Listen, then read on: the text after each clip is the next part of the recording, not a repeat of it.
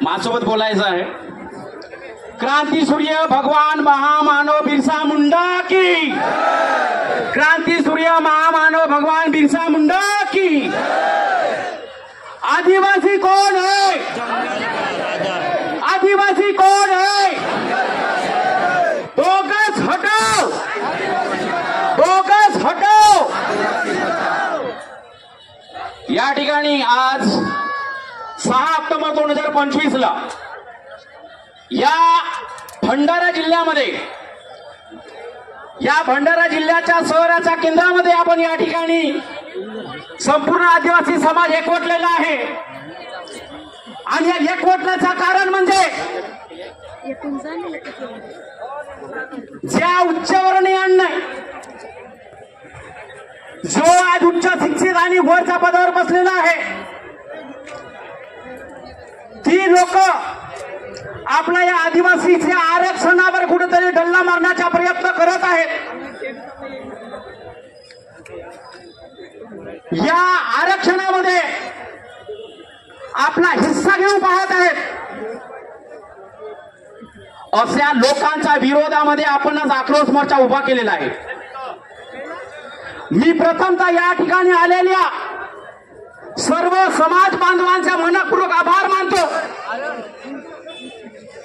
दसरा मैदान ते या अंतरापर्यंत जी माझी बहीण आपल्या कडेवर एक छोटासा बाळ घेऊन चालत चालत आली, तिचा अभिमान मानतो। या आजीबाईचा अभिमान मानतो की तिनं आपला म्हातारपणाचा, आपला वयाचा विचार न करता 3 किलोमीटरचा अंतर पार केला। कशासाठी? त्या आजीबाईचा येणाऱ्या पिढीसाठी।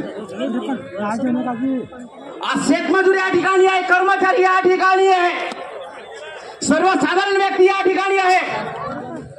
आपल्याला गरज का पडली मित्रावर आरक्षणाची? जातो ना कमवायला, मिळते ना 300 रुपये रोजी, मिळते ना कर्मचाऱ्यांना पगार, पण का बरं आरक्षण पाहिजे आपल्याला? संविधानामध्ये 342 कलमांवे परमपूज्य डॉक्टर बाबासाहेब आंबेडकरांनी संविधानामध्ये आपल्याला आरक्षणाचा अधिकार दिला। का बरं आरक्षण दिलेलं असेल? आरक्षणाची परिभाषा तरी काय?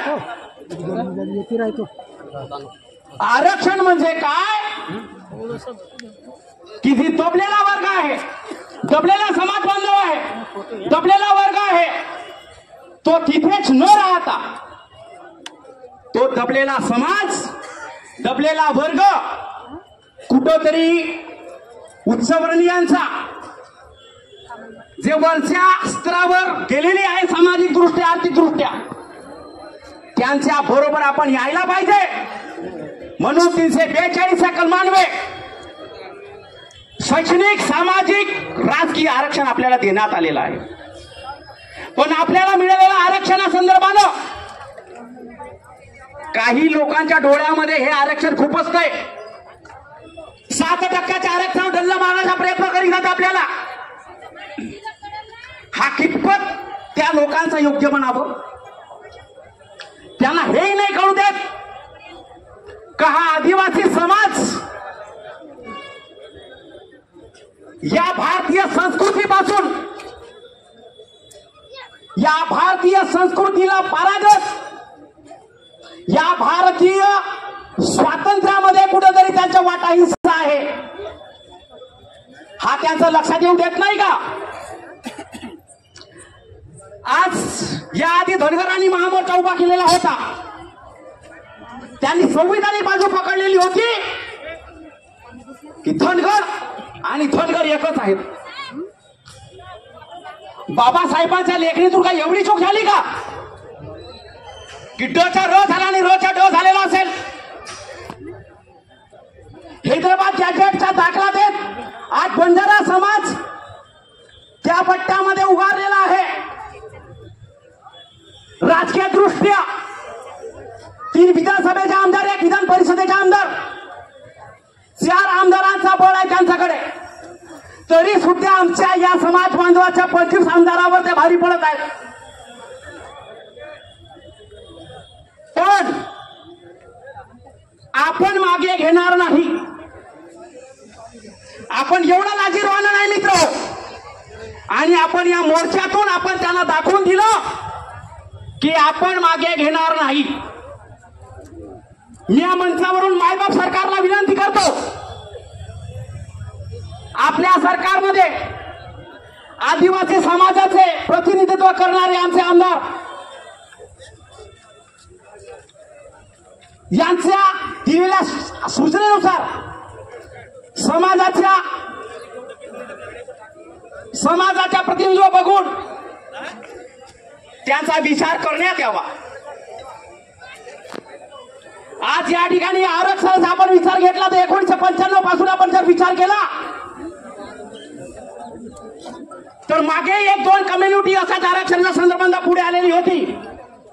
त्या कम्युनिटी मधून फक्त एका माना समाजाचा त्यावेळेस विकास करण्यात झाला. त्यांचा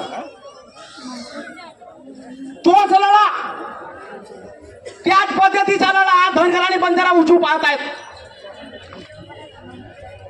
आणि आपल्या 7% आरक्षणावर डल्ला मारण्याचा प्रयत्न करत आहेत.